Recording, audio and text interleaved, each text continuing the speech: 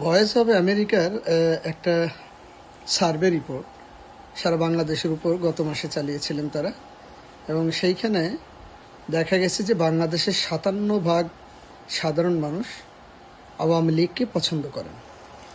বিএনপিকে সতর্ক করে বলছি, 15ই আগস্টে আপনারা ধানমন্ডি ৩২ নম্বরে আওয়ামী লীগের উপরে যে অত্যাচার করছেন, এবং এখনও বাংলাদেশে আওয়ামী লীগের যে মিছিল হয় সেইখানে একমাত্র বাধা দানকারী হচ্ছে বিএনপি।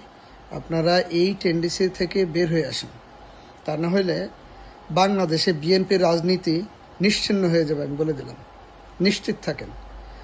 ডাকসু, জাকসু এবং অন্যান্য ইউনিভার্সিটির যে ছাত্র সংসদের যে নির্বাচন, সেই নির্বাচনের ফলাফল দেখে যদি এখনও বুঝতে না পারেন তাহলে আর কিছু করার নেই।